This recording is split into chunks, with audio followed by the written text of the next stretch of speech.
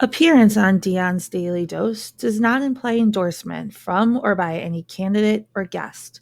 The views, thoughts, and opinions expressed by Dion Bergeron or Dion's Daily Dose are his own and do not represent the views, thoughts, and opinions of any guest. Material and information presented is for general information purposes only.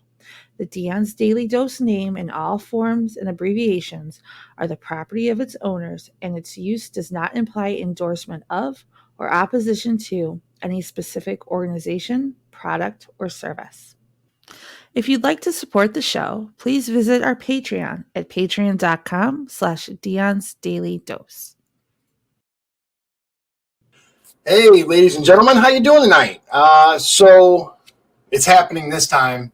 He's actually here. Like I told you last time, it happens, man. Family first. So he's waiting backstage, and we're all set to go. So I hope you're half as excited as I am. It's going to be a good night.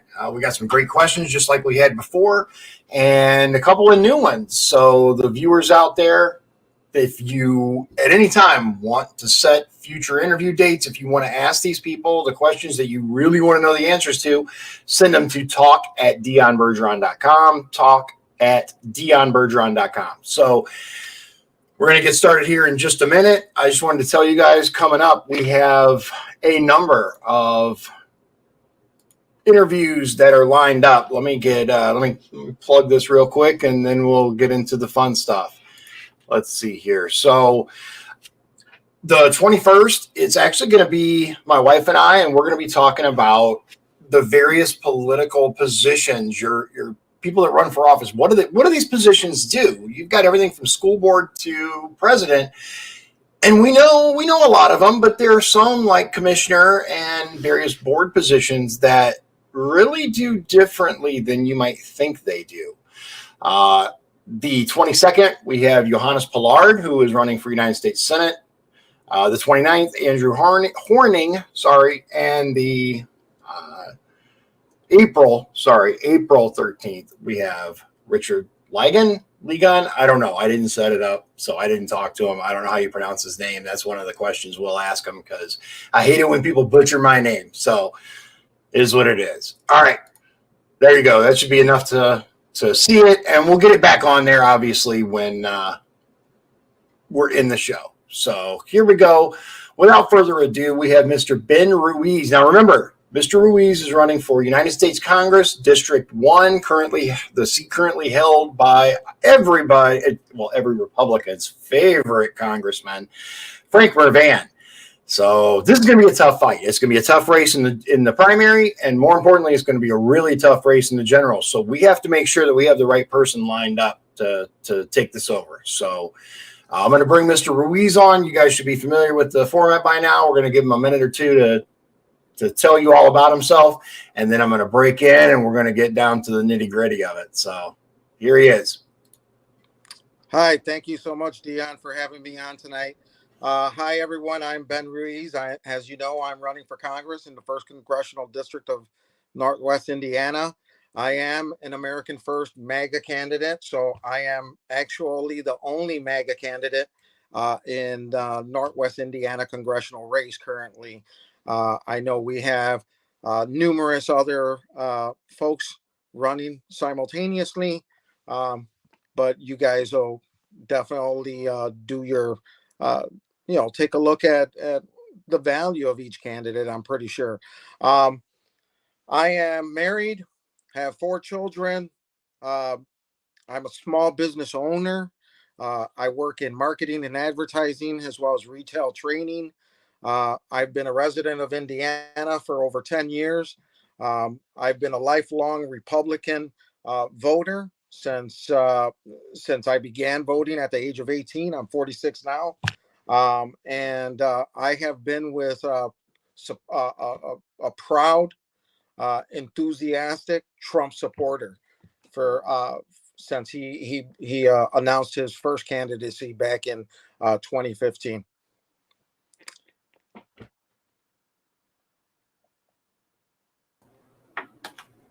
All right, awesome.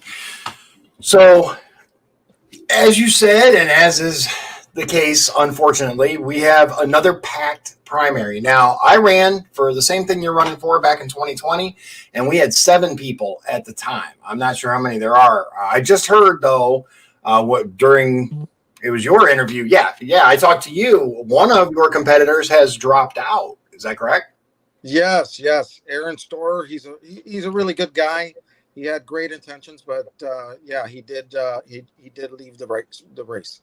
Okay, awesome. Not for him. I mean, it's unfortunate on his end that things come up, but that's one thing a lot of people don't realize is exactly how in depth and difficult it is to run for office, especially something so huge as U.S. Congress. It's a massive time investment, and a lot of times people don't realize how much it takes to do that. So I'm glad that he is having his priorities straight. Now, we don't know the reasons. I'm not going to speculate, but hopefully I'll give him an opportunity to let everybody know. But he is suspending his campaign, which means we're down by 1. Now, in my opinion, the with an exception, the fewer the better. I like a nice, robust primary. I like, I think primaries make the Republican Party stronger personally, but there is such a thing as too many. There's too many, and especially when you're trying to overcome name recognition of a candidate who's ran 9 times now, Mr. Leyva. Now we're not going to say anything bad about Mr. Leyva. I'm actually trying to get him to come on the show later, but one of the things that I have said before, and I will say again, and it has nothing to do with personality or being mean to the guy or anything else anybody might want to say. He's ran 9 times. He's lost the general 9 times, 8 or 9. So I think it's time for someone else. I think it's time for some new blood, personally.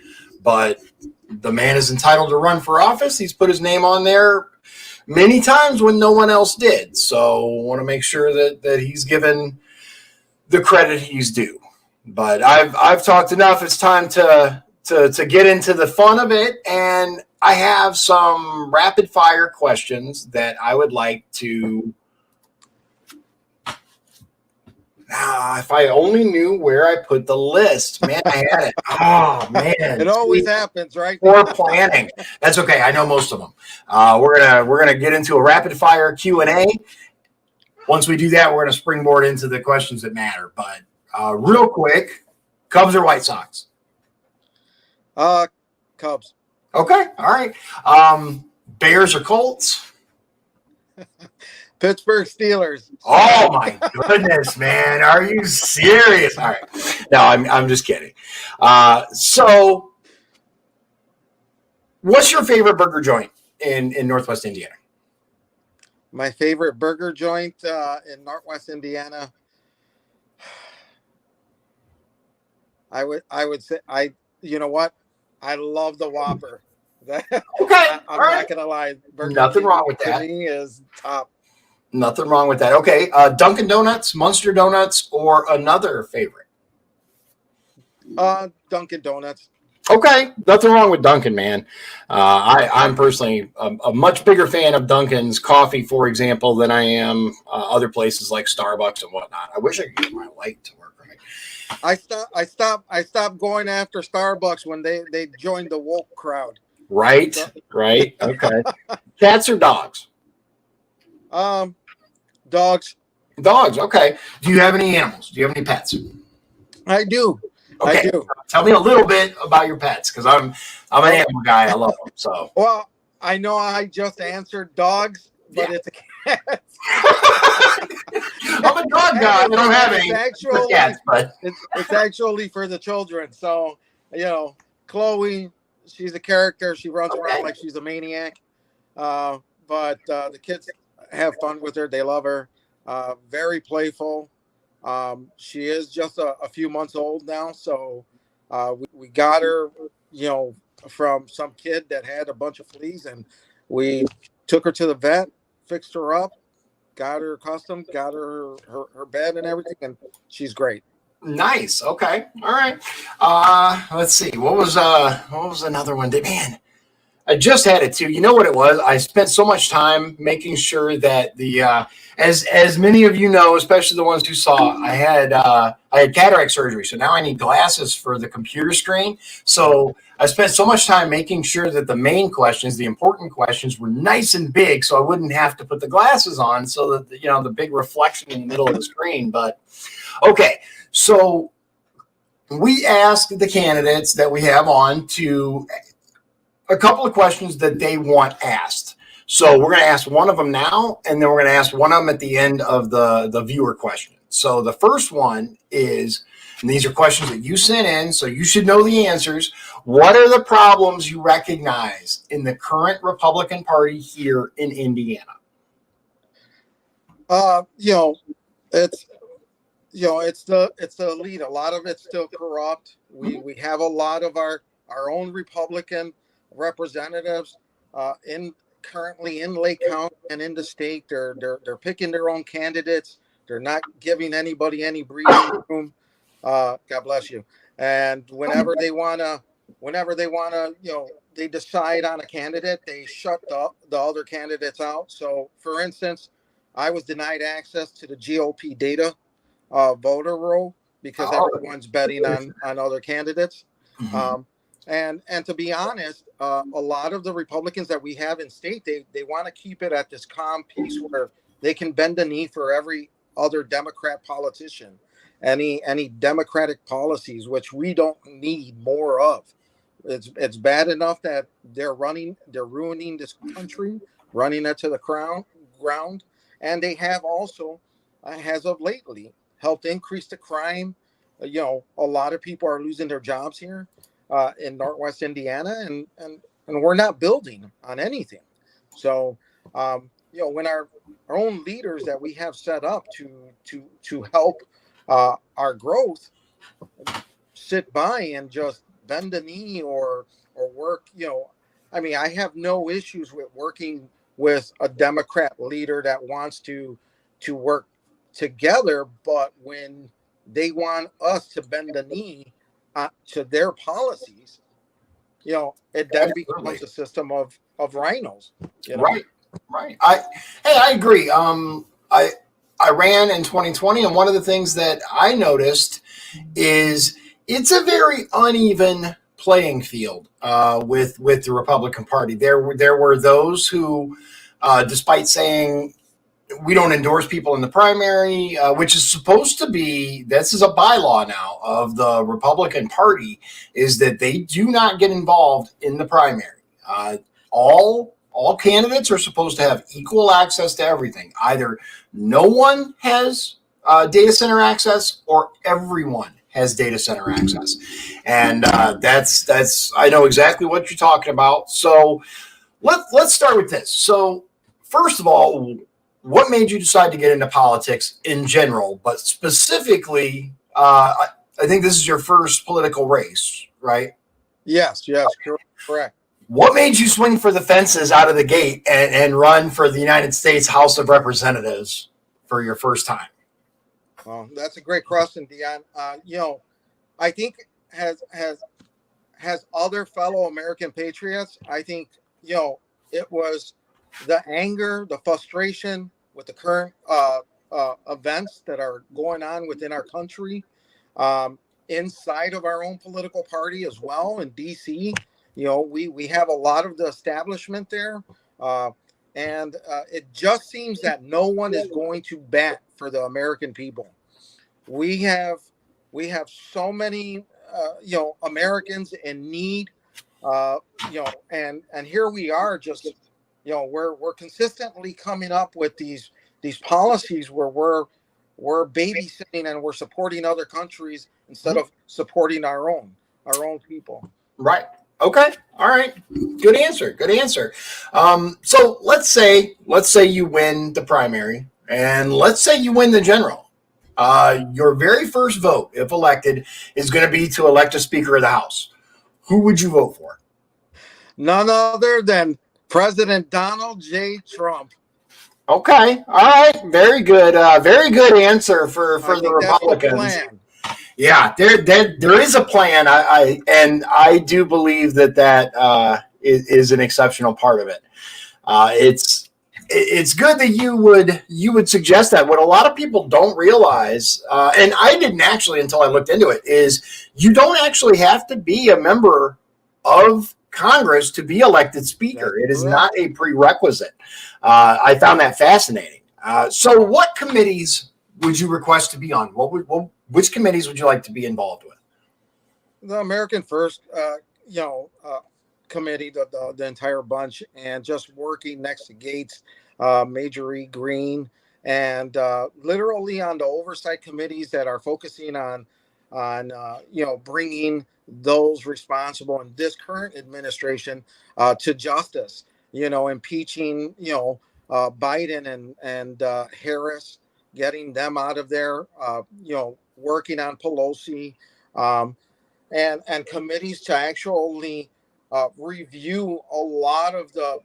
I'm gonna say it here, the free money that we've given out. We want to have these committees that we're going to be able and go back and analyze our welfare state of other countries, other nations, and local, as well as nationwide organizations that are benefiting off the federal government while pushing the woke policies. We don't need our money to support those issues. We need them spent on benefiting Americans and providing the absolute best education that we can provide with our history, our morals, and our own culture, instead of going ahead and giving it to these woke corporations.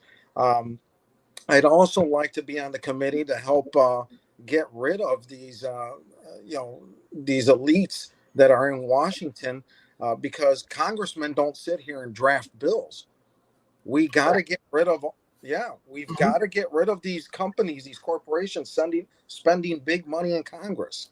Right. I agree. Lobbying is a massive issue, and I think let me be clear. Not all lobbyists are bad, because there are lobbyists that represent the average person. There are lobbies. Lobbying in and of itself is part of the political system, but there is a problem when these lobbies don't represent you and I. They represent massive corporations. They represent foreign interests. They represent all these things other than you and I. You and I are supposed to run this country. We, the people, it's the foundation of our government. And we've seen that slip and slide at best, and be trampled at worst. So our national debt is now $30 trillion, over $30 trillion. Do you support Congress ending the baseline budgeting program? For those viewers who aren't aware, baseline budgeting is where every U.S. program gets more money than it did the previous year. Whatever the budget was the previous year, there's a certain percentage that's added to it, and they get more money the next year. The only way that goes away is a congressional vote. Would you be in favor of stopping baseline budgeting? Yes. Excellent. Would you be willing to push for Congress to bring back the sequester that was repealed by Trump and the Republican Congress? Or are you in favor of the sequester? Yes. What is the number one challenge the United States faces today, in your opinion? I know there's a lot. It's just so many. It's a single one out. And I think, but patriotism in this country, Americanism itself, is we're at a crossroads of losing complete control of our government and complete control of who is, who this country is supposed to be for. Again, I know I've mentioned it already quite a few times, but at the end of the day, if we're not protecting our rights as Americans, our First, our Second Amendments, the MSM has gone way out of hand. We've got to end that, because they're violating all types of freedom of speech here. Oh, yeah, absolutely. So in your opinion, the number one challenge the United States faces is more of an internal struggle, and it maybe could be the very foundation of the documents that founded this country. The Constitution, the Bill of Rights are under attack. Exactly. Just last week, there was a couple of people out on in the MSM media talking about how the Constitution is worthless and no longer should be applied and should be.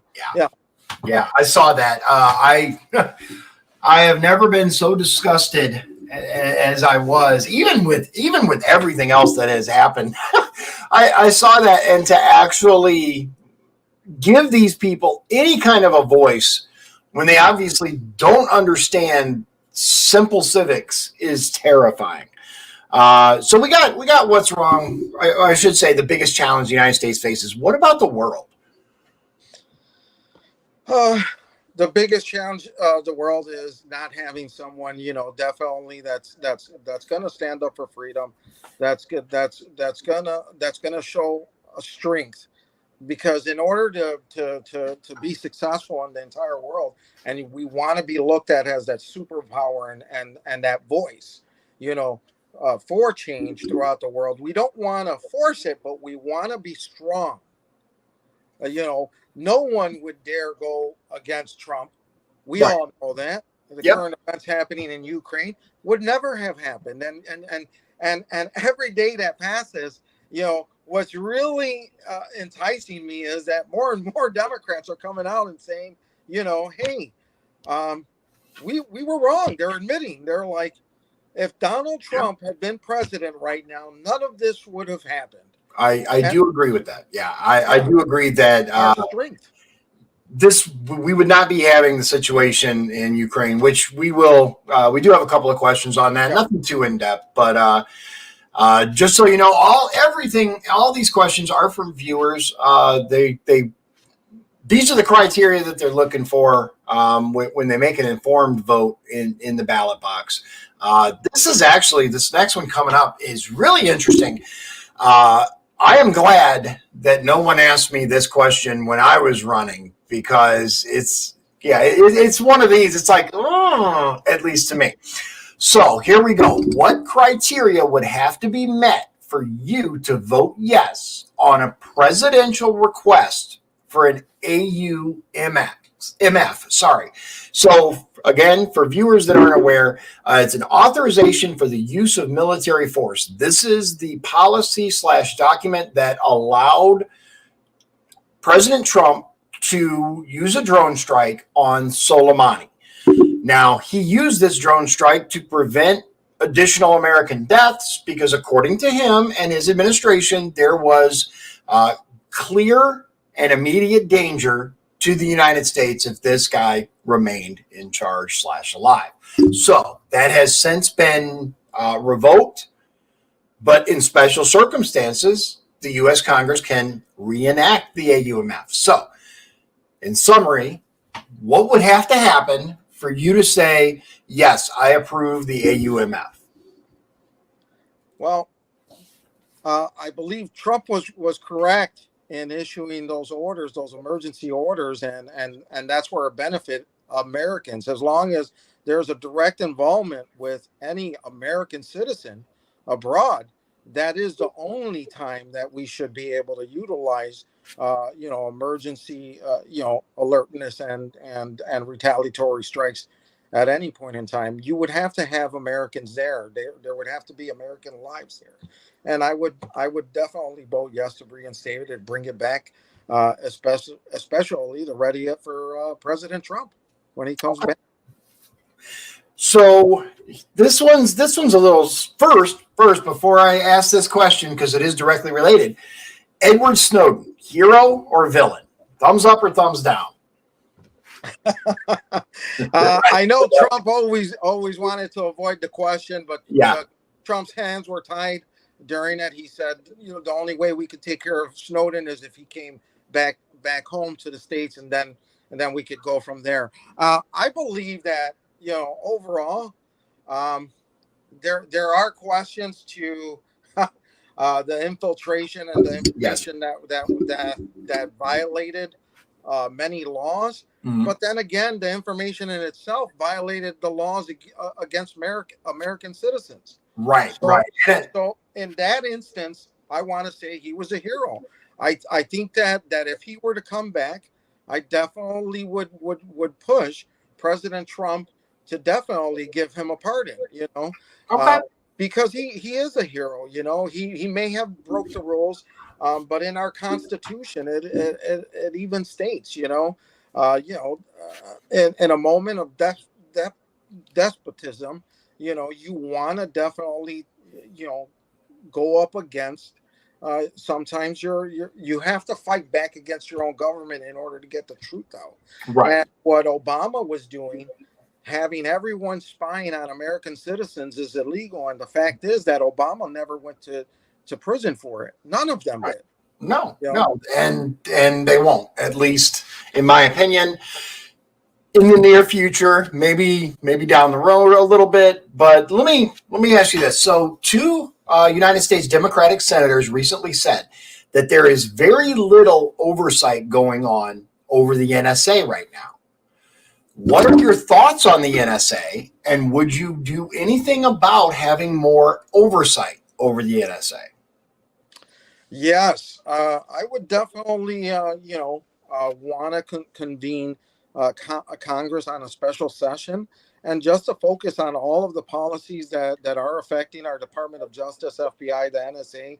They're all a part of the Department of Homeland Security, and the recent events have shown us that Democrat, parties, the Democrat Party and liberals have infiltrated every aspect of our government. So we definitely need to have some type of oversight committees for each and every service that's out there, especially significantly when they're collecting data, and we want to make sure that they're legitimately and legally collecting this data. We don't want any Americans having their rights violated. Right. I agree. Okay, so you know what? This question was for later, but I'm actually going to throw it in now because you brought up a great point. Should the government have the authority to indefinitely detain an American citizen if they see them as a threat to national security? No, because every American is afforded due rights, due process of law according to the Constitution of the United States of America. We as Americans, and patriots, have an obligation to follow the Constitution, because the Constitution is what protects us. And although in some instances it may seem keen that, hey, we have some information that could technically save some lives, unless it goes before a judge, a justice, then you just can't grant those powers, because they're more than likely to be abused. Exhibit A, Obama, Biden. I'm glad you said that. Another guest that I interviewed, I brought up the Patriot Act, and they seem to believe that it was one of the greatest things ever, and that security is greater than freedom. And I really want to push back on that, because one of the key aspects of freedom is your ability, or I should say your right, to look out for your own security and safety. We see all across the world countries that take the security of the citizens as the government's job. Look at Australia. They're secure, all right. They can't leave their homes. They can't go anywhere without being the subject of certain things. So you got to be really careful anymore. And that's another thing. Free speech is under attack. You got to be really careful what you say on these platforms. Otherwise, next thing you know, your videos get taken down. You get, banned or whatever. But yeah. I mean, it is what it is. We all know what we're talking about. We just can't actually say it. But security should not override freedom, in my opinion. So I'm glad you said that. Do you support a full audit of the Federal Reserve? A full and complete audit is necessary. Okay, to establish, where we are and what we need to do to get back on the right track, to the days of when we were doing very, very great, phenomenal under President Trump. Okay. So let's see here. I got to kind of scroll back and forth because I had them in order, and then I actually. Okay, let me ask you this: should members of the House and Senate, or even just one or the other, be banned from owning stocks? I believe that during their terms, it would be in the best interest of the American people that be paused, because it only benefits them, and it's easier for a member of Congress to actually get more input. And the one thing about Congress, and many people don't know, is that they do have immunities that are protecting them from being Exhibit A Pelosi. Pelosi and her husband, and I believe that it shouldn't just apply to the congressional member, but it should apply to their spouse. Yeah, I'm glad you said that, because that was my follow-up question: is what about their spouses? A lot of these people, they themselves may not own very much, but their spouses seem to have this interesting amount of stocks that get traded, oftentimes right before major events happen. It's really quite shocking. What about the Supreme Court? Supreme Court, I believe it's fine the way it is. I know the Democrats are itching to go ahead and pack the Supreme Court, and packing the Supreme Court would only endanger the vitality of our nation.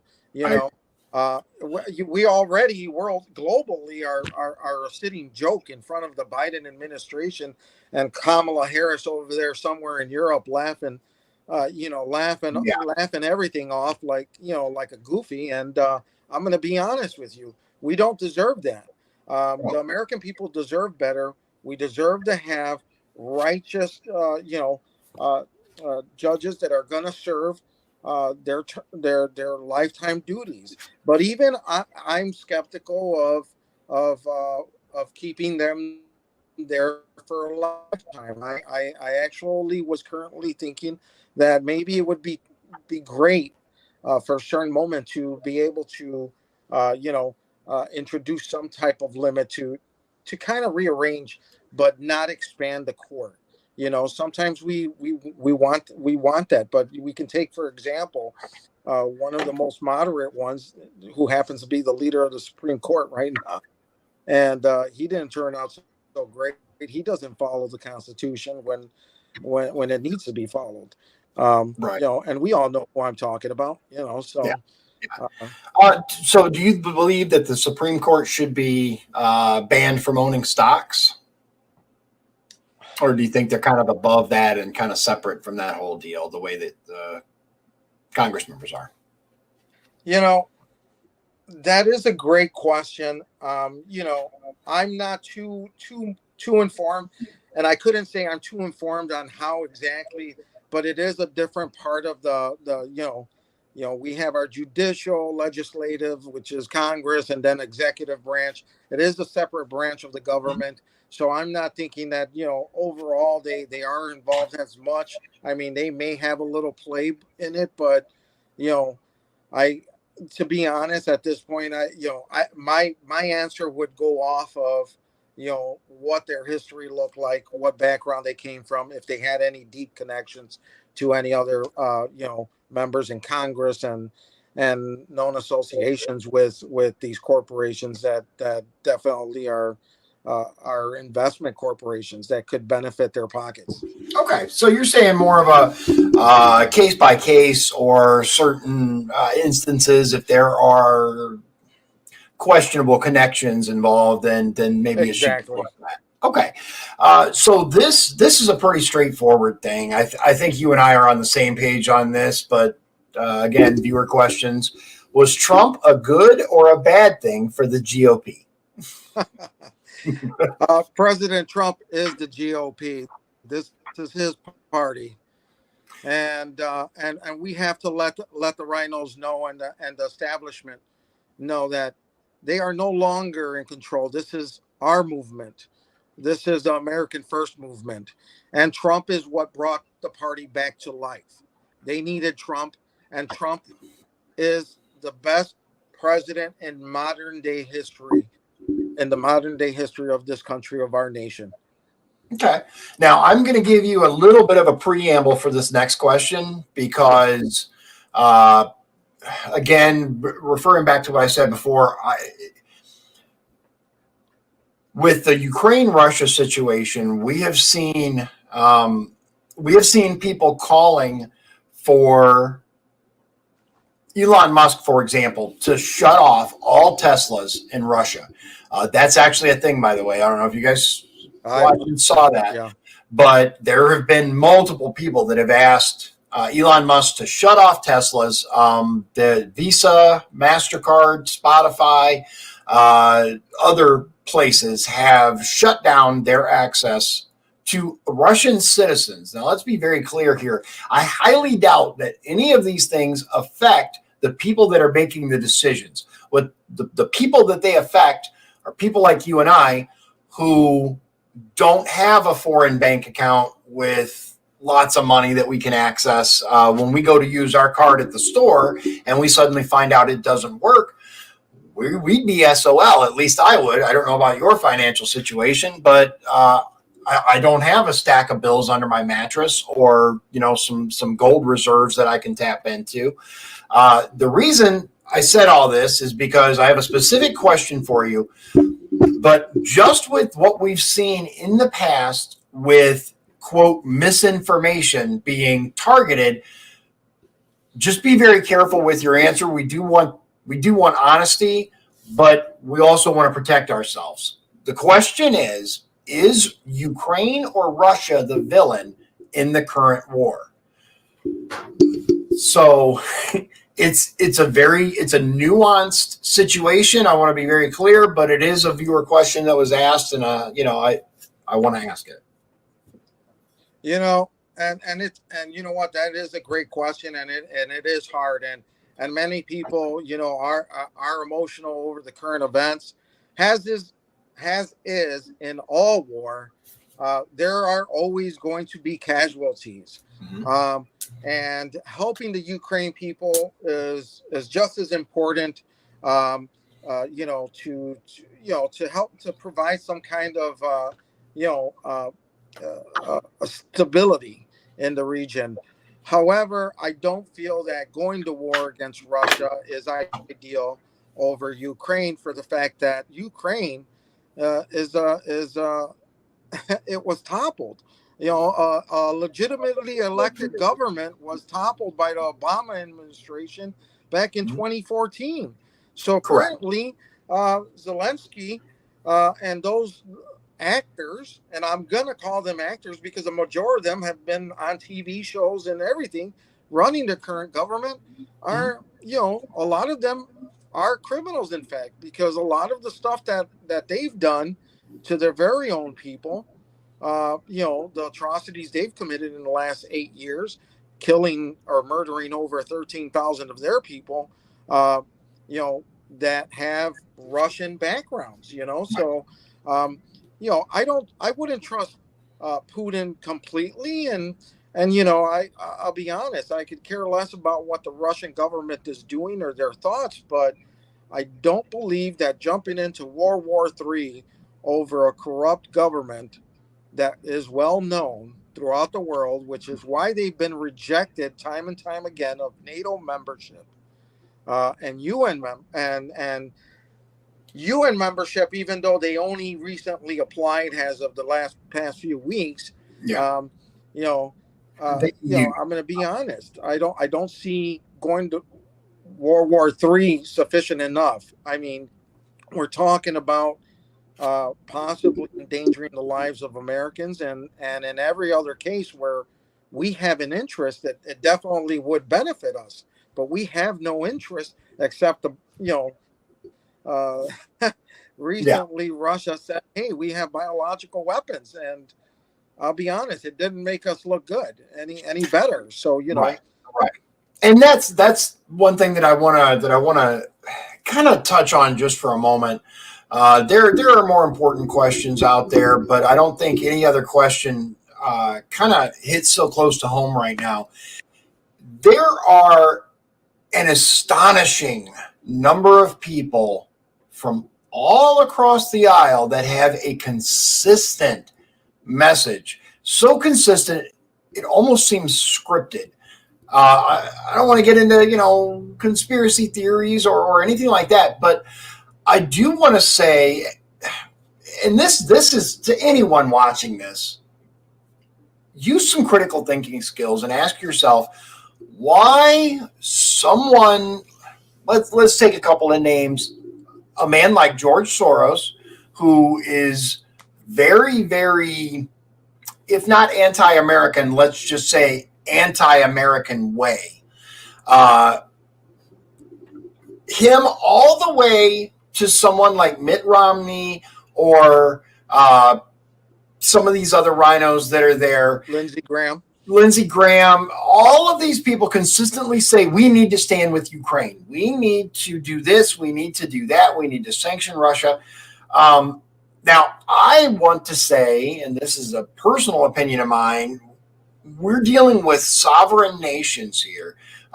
Ukraine, regardless of how you feel about the administration or any of that, they were agreed to be a sovereign nation. If we're going to stand idly by and allow a country like Russia to violate another nation's sovereignty, on the other hand, we've pushed for a very long time for the United States to stop being the world's peacekeepers. Me, myself, I'm worried about the American citizens. I'm worried about my price at the pump, the price at the grocery store checkout. I think that's what we need to be focused on. Why are we putting all of this money, energy, troops, weapons, etc., into the United Nations? Because the UN is supposed to be the governing body that would step in this circumstance. They're completely useless. And if that's going to be the case, if they're not going to do anything, if they're just going to go, oh, that's bad, man, why are we dumping all this money? So let me ask you this. I'm pretty sure we're on the same page here, but do you support immigration reform? I support immigration reform. I support border control. Right now, we just gave, I believe it was $10 billion over to Ukraine, and that was approved. We are now protecting the borders of the 4 bordering countries that border Russia. And and let me just put this really clear. My brother is currently a United States Marine active in the reserve, and he's also Border Patrol. We decided to send our own Border Patrol to these foreign countries. Wait, hold on. I want to make sure I understand you. So they are taking active Border Patrol agents who are supposed to protect our borders here domestically, and they are shipping them overseas to protect another country's borders when the Biden administration is allowing hundreds of thousands to millions of illegal immigrants who, by the way, don't have the same restrictions that you or I do in order to move around or keep our jobs. They're allowing all these people to flood into our country, but they're taking our active Border Patrol agents and they're shipping them overseas. Is that what you're saying? Correct. And at least they're trying. I know they're getting a lot of pushback from the Border Patrol because a lot of the Border Patrol are unhappy. My brother even took a desk job. He said no more. Yeah. That is absolutely insane. Matt has a question. Where are you from? I don't think we covered that. I'm out here in East Chicago, Indiana, so I'm right on the outskirts of Hammond and in between Gary and Hammond. So definitely been here for quite some time. I originally lived out in Fort Wayne as well. Okay. All right. How long have you been in the area? East Chicago area, Northwest Indiana area? For about 10 years. Okay. All right. Phenomenal. Sean wants to know, do you want to secure or completely close the southern border? I want to close the southern border, and we need to start vetting everyone coming in. Okay. The current administration, as you mentioned, Dion, let in millions and millions over the past year and a half. Well, starting with the first individual, I want to try to get together with Congress, if elected, and put a special group out there.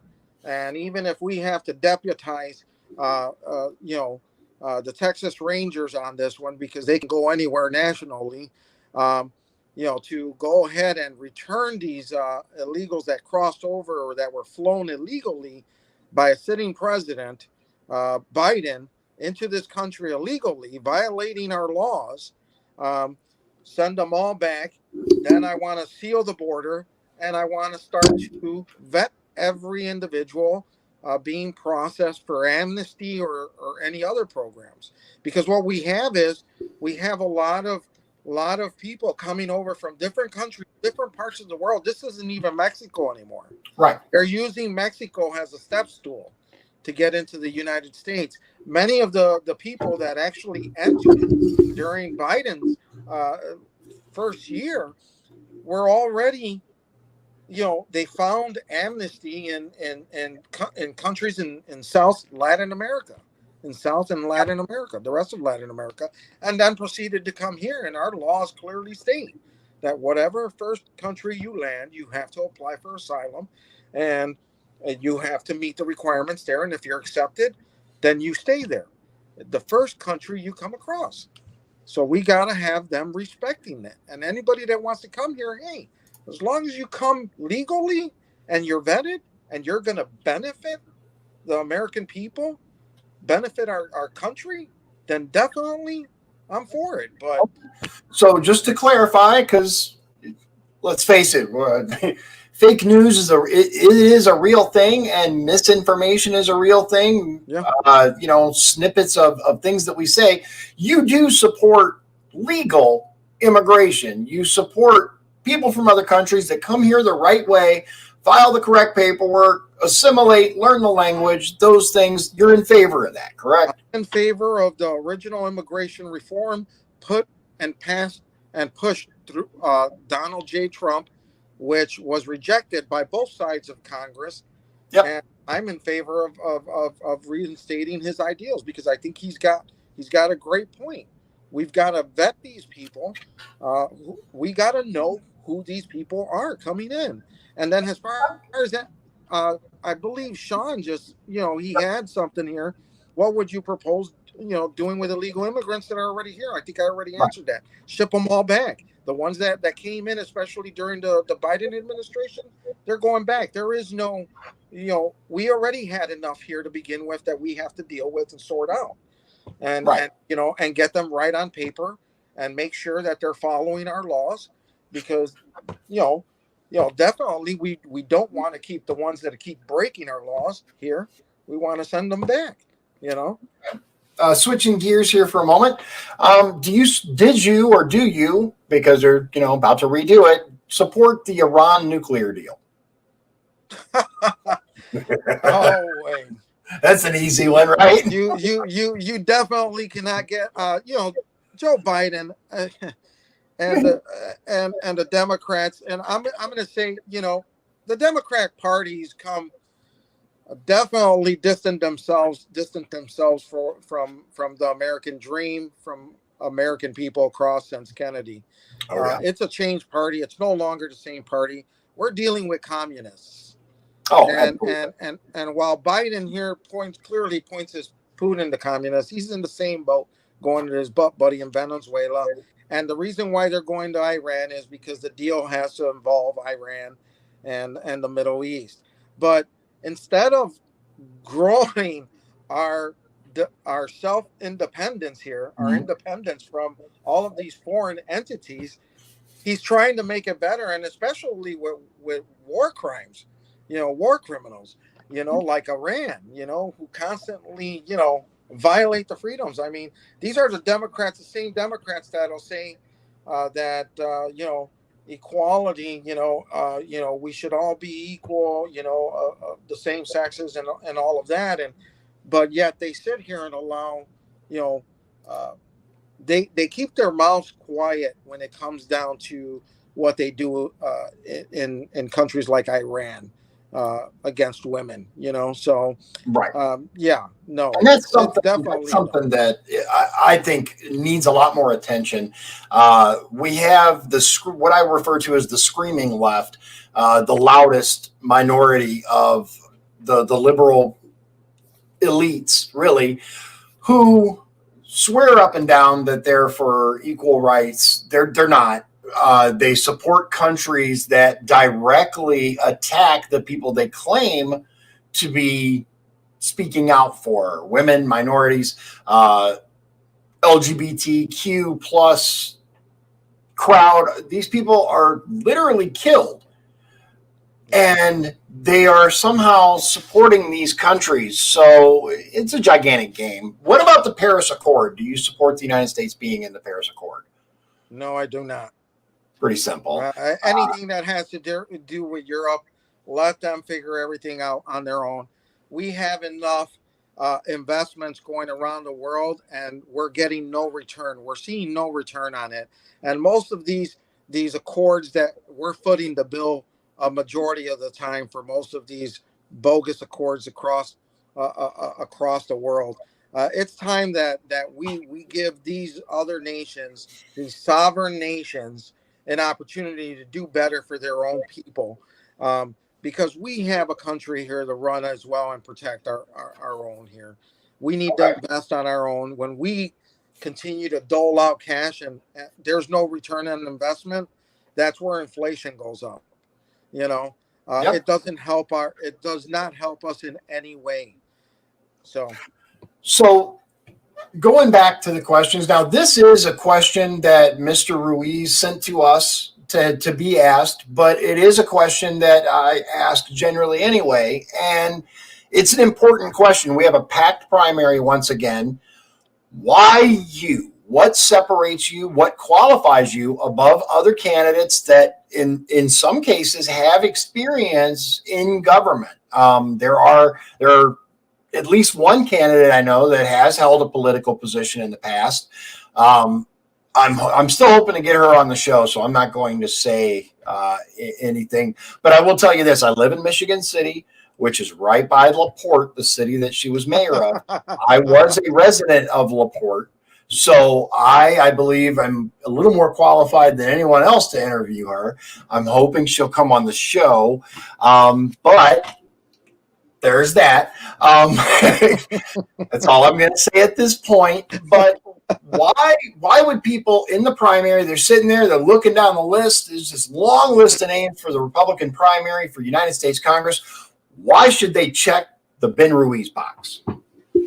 If you want, if you definitely want someone that's going to be the voice of the American people, you definitely want a strong supporter of American values, a strong supporter of America First values, which was definitely fathered by President Trump.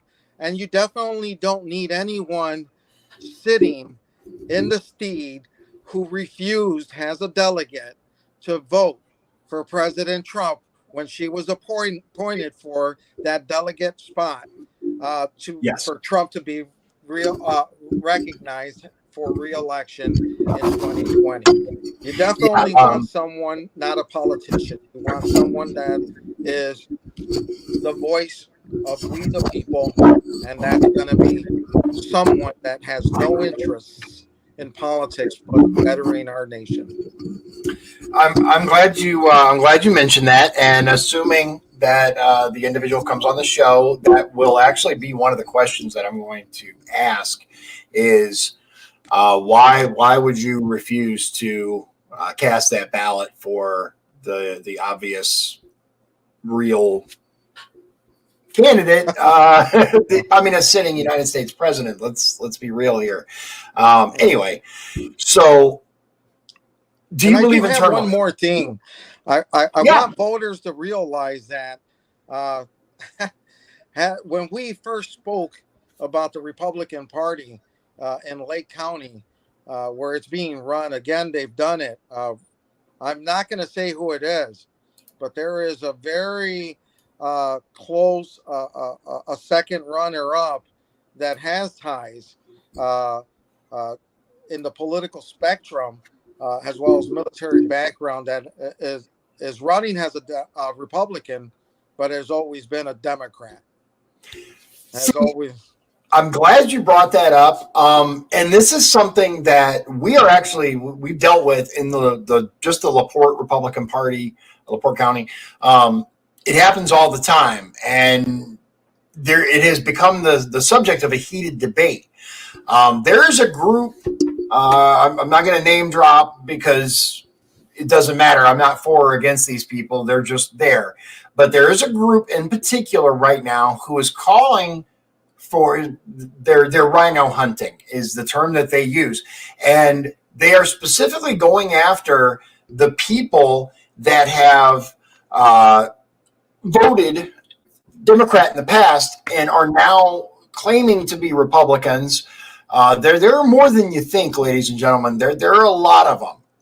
Now, here's the problem, though, that we run into is both the Republican and the Democrat parties in the previous legislative session changed the requirements for running as a candidate in the political party. So prior to this latest change, you only needed to vote in one primary, the previous primary, as a Republican, and it's both parties. I want to make that clear. It's not just the Republican Party, but for our viewers who may not know, both Democrat and Republican voted and are agreed to abide by this.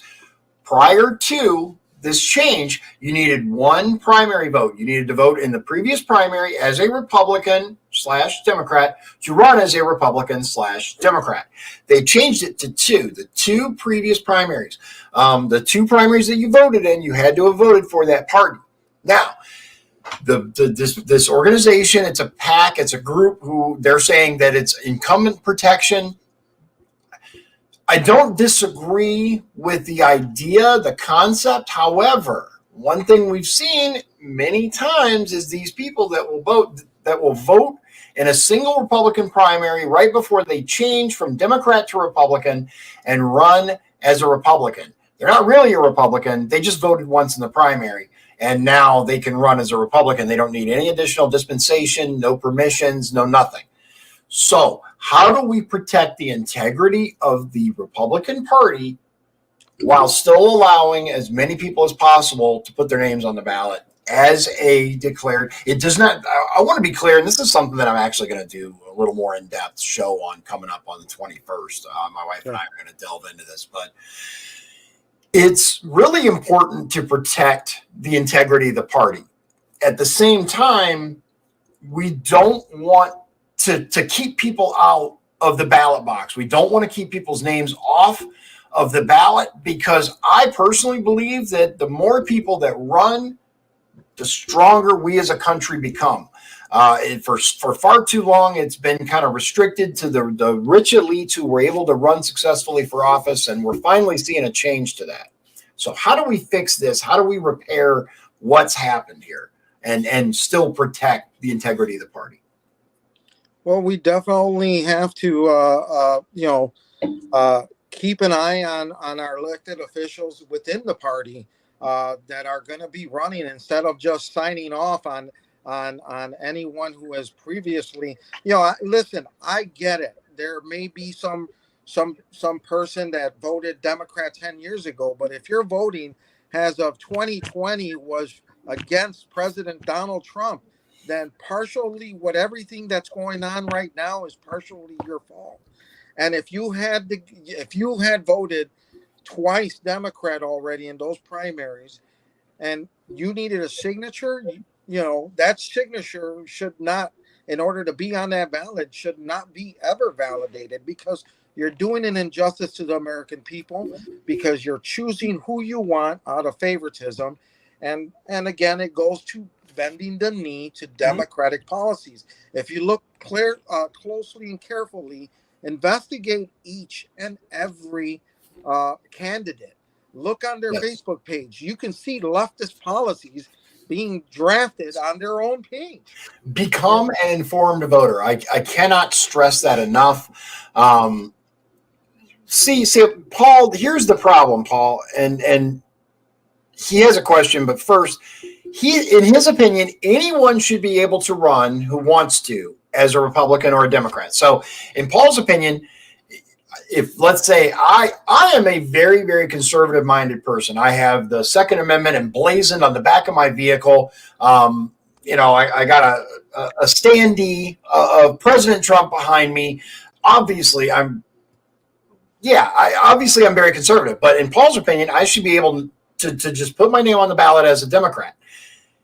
Now, the issue that I have with that, Paul, and this is me personally, make sure you tune in on the 21st, Paul, because we're going to dive more into this. Anybody watching that wants to learn more about what we're talking about with signatures and all this stuff, join us on the 21st. But the problem is, again, you lose the integrity of the party. How do you know that the person that is signing up to be a Republican, to run as a Republican, how do you know this person is a conservative? How do you know they represent Republican values? Well, the way that we've been able to kind of do that, two ways. One, primary votes. I voted in the primary as a Republican.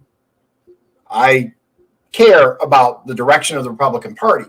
The other way is what's called a chairman's signature, and we'll kind of dive more into that. But essentially, the chairman of the county party can sign off on someone and say, yes, they are a member in good standing of the Republican Party. That's all well and good when that person is a conservative, when they are a good Republican, as it were.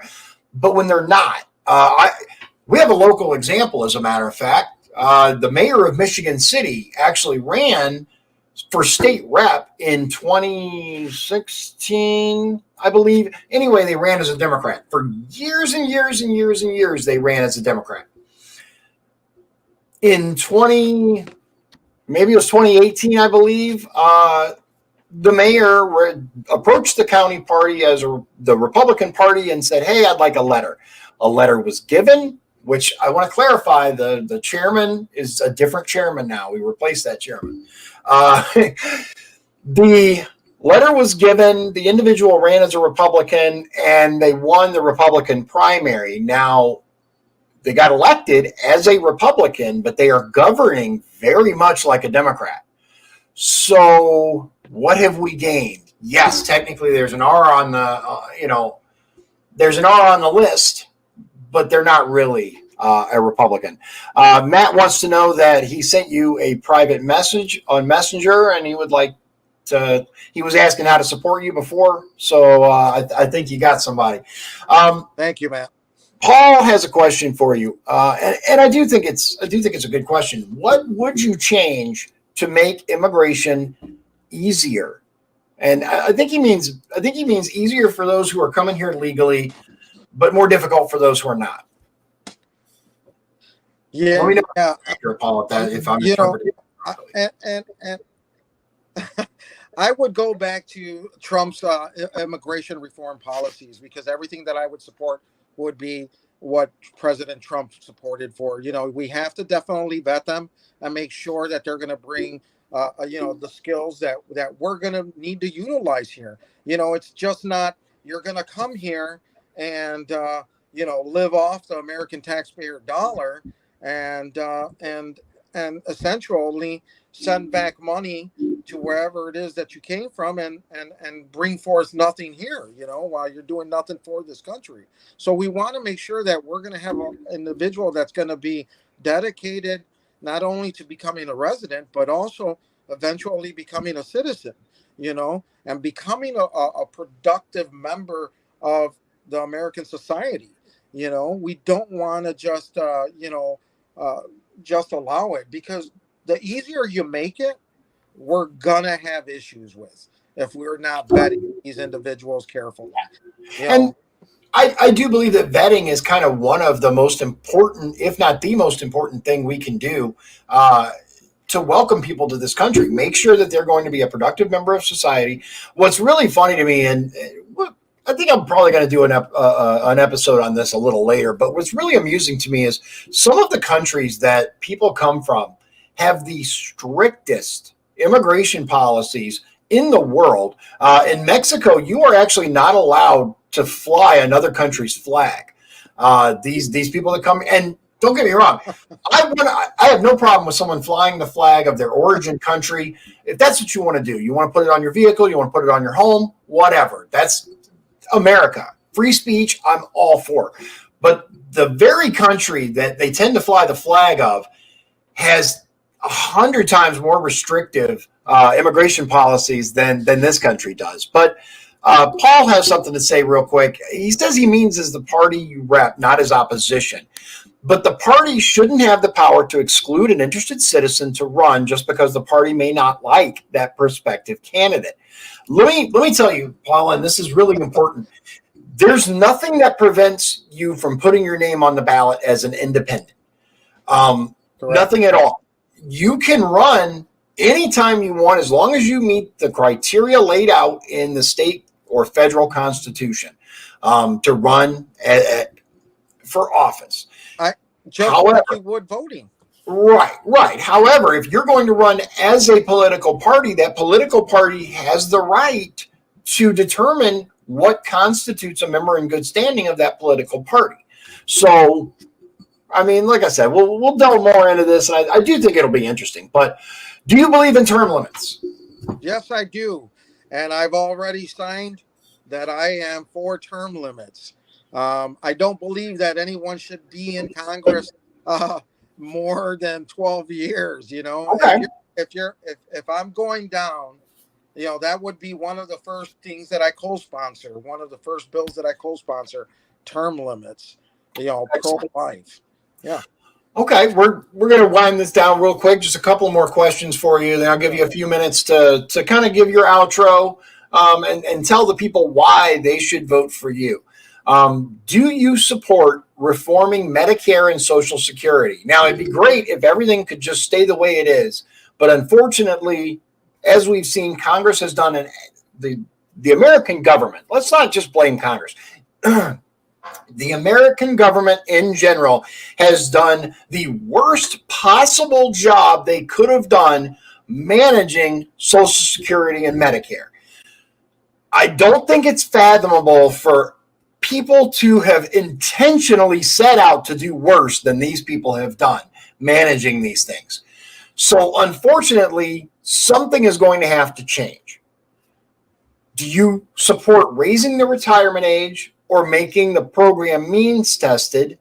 Or is there another idea that you support to fix Medicare/Social Security? I actually would support, again, the Trump reformed Medicare Reform Act that he proposed to Congress and which did not pass Congress again. He was impeded by Congress on that as well. And I would support the reforms and bring back that specific push in order to get it reformed and also give the American people the options,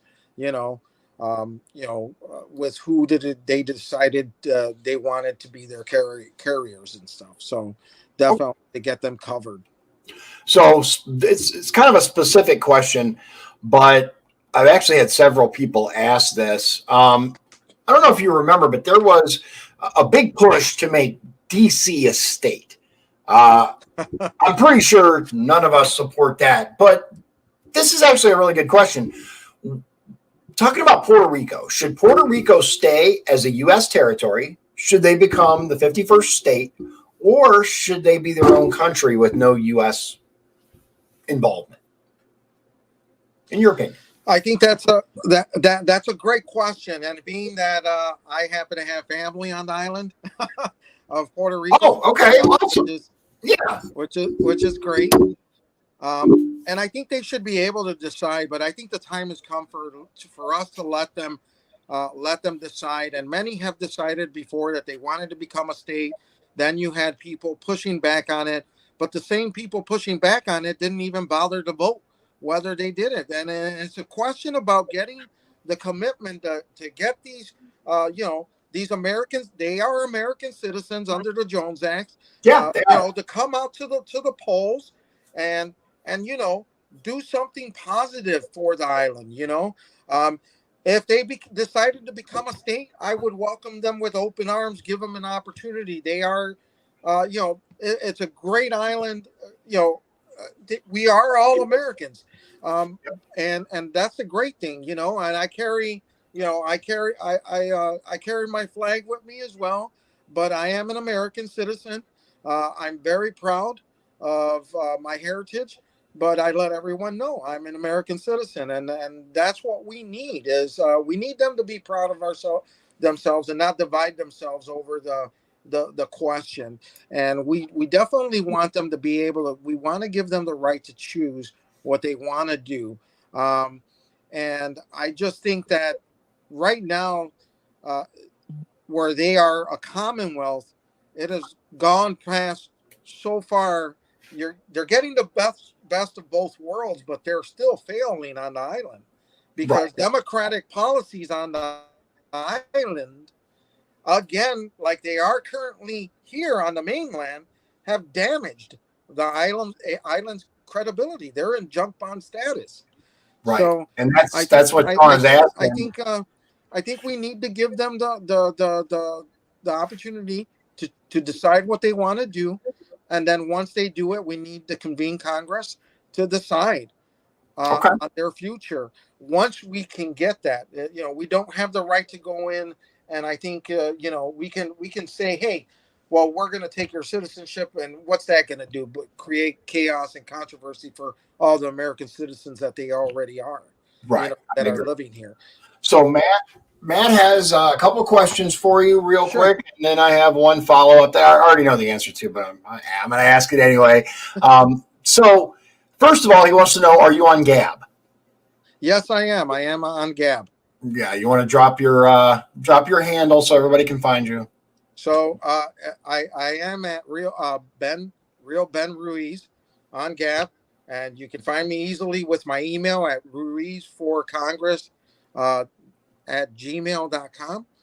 Good. Or He wants to type know. in my name.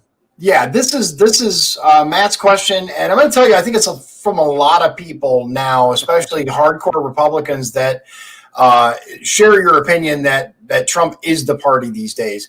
Are you going to be as loud as Marjorie Taylor Greene and Lauren Boebert? Boebert? I don't know, man. I always butcher people's names. I love them. It doesn't matter. I might give them a challenge. They haven't heard my voice yet. I think I'm going to give them a run for their money, but definitely I'm going to be with them all the way, 100%. Excellent. Okay. Do you support universal basic income? No. In this country, you've got to make your own way.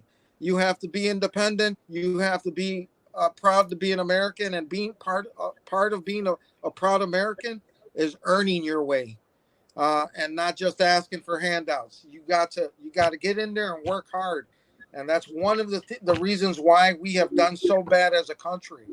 A lot of people just don't want to work these days. We've fostered them into staying at home and doing nothing.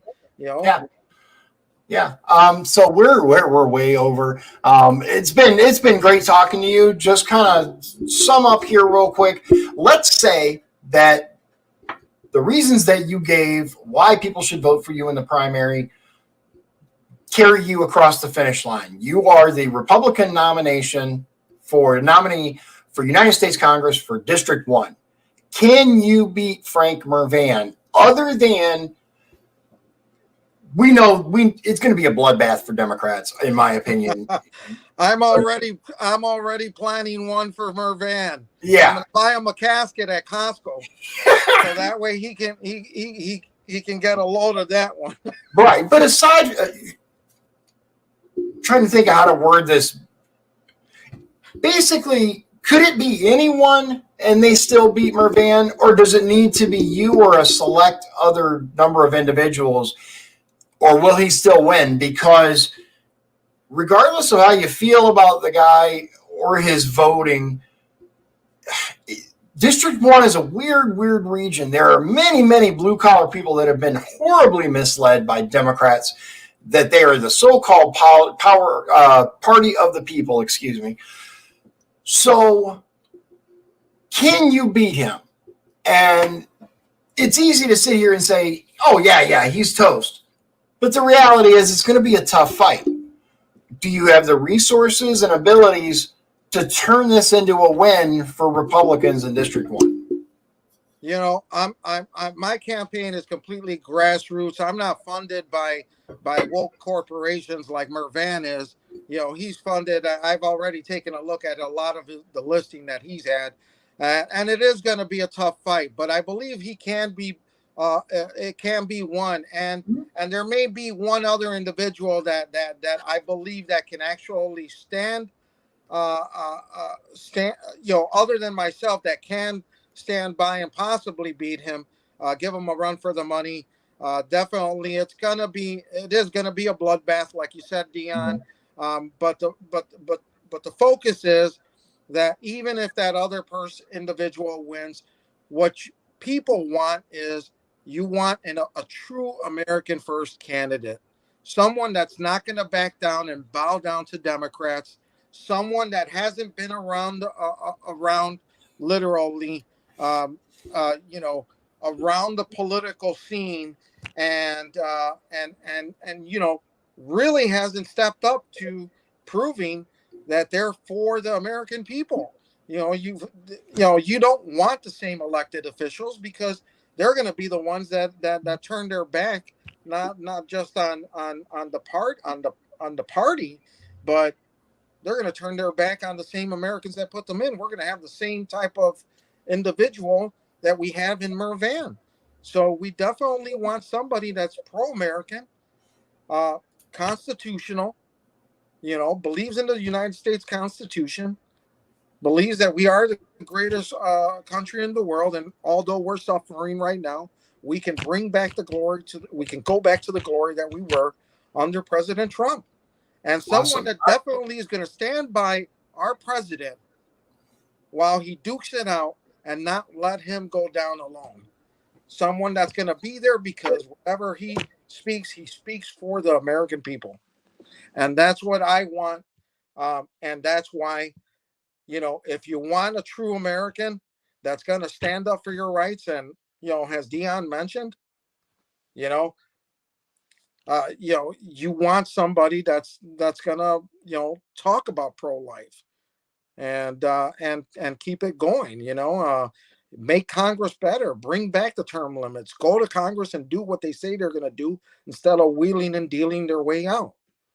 We've had enough of that. You know, even during Trump's presidency, he was on there and he was taken to the stake, and he took everything. You know, that's why he will go down as the greatest president in history. So, all right, man. Well, we greatly appreciate you coming on. I think everybody learned a lot today. I certainly did. And for what it's worth, I wish you luck. I have not officially, you know, said where, you know, who's got my vote yet. I'd actually like to interview everyone if possible. And then at the end, right before the primary, I plan on, you know, sharing what I believe and who I think is actually going to take it. I think it's going to be a very tactical race. I think we have to think smart again, and this is just my personal thing. I don't think Leyva stands a chance in hell. 2020 was his best shot ever to win, and it wasn't even super close. He got more votes than he ever has before, but that was his shot. Mr. Leyva's had his multiple opportunities to win this seat, and again, my opinion, I don't know who else I'm going to who I'm going to choose in the ballot box, but I know who I'm not going to choose. Unless I'm convinced otherwise. Hopefully he'll come on the show and give some solid reasons why. But thank you very much for coming on. I'm going to close out the show here. So if you just want to hang out in the green room, I'll talk to you in just a moment. All right. Oops. Can you repeat that? I'm sorry. I accidentally clicked the wrong button. And awesome. Thank you for having me. All right. Thank you. All right. So, ladies and gentlemen, that is Ben Ruiz. I'm going to run his banner. If you're just tuning in real quick, go back and watch the rest of the show. I'm going to run his banner. This is Ruiz. The number 4congress.org is where you can learn more about him. If you want to. I tell you, man, I like this guy. I do. He's genuine. He doesn't have that polished politician, veneer or sneer or any of that. And he doesn't have I mean, Matt says it. Leva's a good guy, but it's time. It really is time to hang it up. We'll cover that more because look, I believe very strongly in having someone on so you can have a legitimate conversation with him. We'll have him on, and I'll give him a chance to respond. But I will say this: we need a very strong candidate to take this district away from the Democrats. It's winnable. I've said this for years, and I truly believe it. It's winnable. Now, I'm gonna tell you this because this is really, really interesting. There is, like Mr. Ruiz mentioned, there is a candidate that is preferred by the establishment. They have been invited to tons of party events, invited to speak at countless places and events, and it sounds good. The speech sounds great. The talking points are phenomenal, but anytime you have a candidate that is preferred by the establishment, it really makes me nervous. And according to Mr. Ruiz, okay, so hold on, I have a thing here. Okay, the banner is good, but a link to click would be more helpful. Okay, I'm going to throw the link in here for you guys. I normally do that, and I actually forgot. So thank you for reminding me. Ruiz for Congress. It's .org, not .com, .org. So Ruiz for Congress.org. I think I did it right. There you go. It should go to all the platforms and give you a clickable link.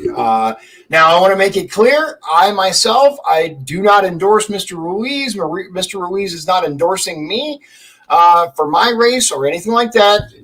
Appearance of someone does not indicate endorsement. That said, so far, man, I really like the guy. I think he's genuine. I think him and I agree on a number of things. So it looks like two of my Facebooks are not allowing the link. So if you're watching, it looks like on my Dion for Indiana Facebook or my Dion for Congress Facebook, those links didn't go through, but you can go to YouTube or Dion's Daily Dose Facebook streams, and you should have a clickable link there. I'm going to end it here. Went over a little bit, but you know what? That's what happens when you have a good conversation with someone. I think the guy, pretty straightforward, right? President Trump was on to something.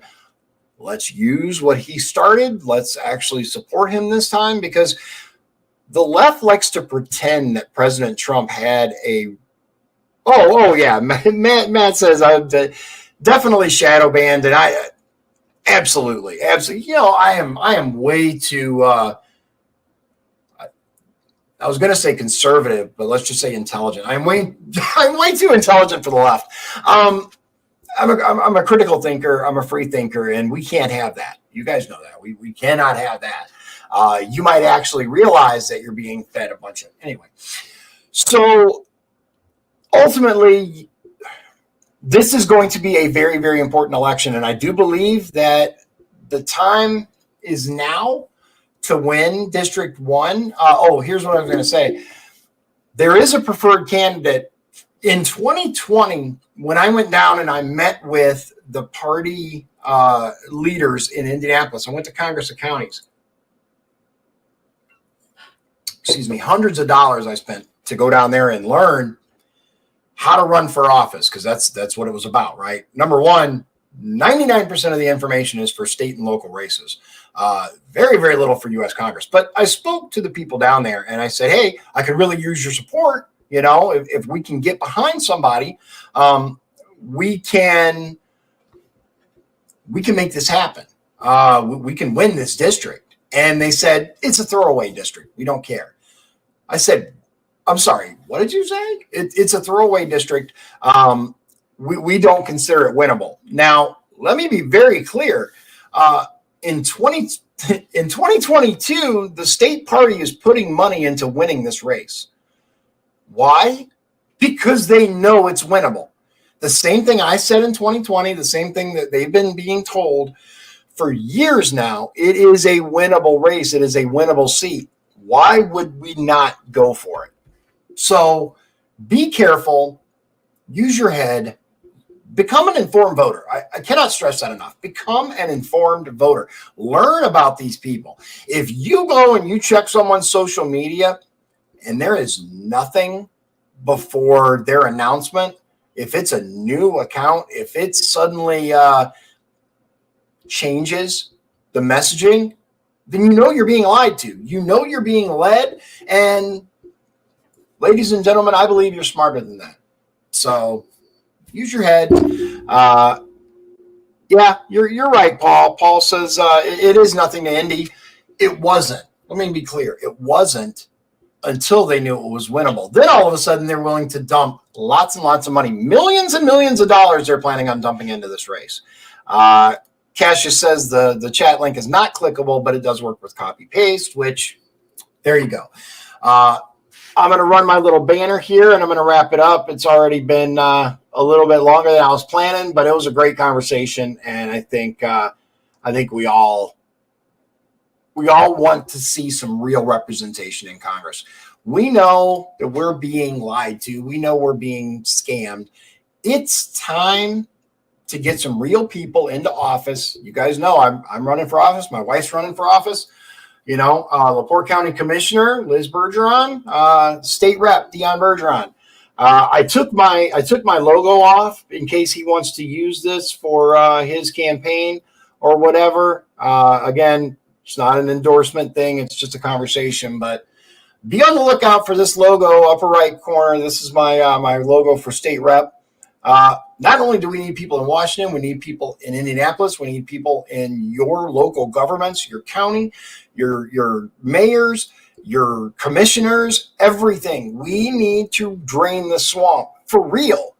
Donald Trump made a lot of progress. Let's be very clear. You guys obviously see, you know, the Bergeron family supports Trump. You can drop the second name because anyway, but we supported Donald Trump and we still do.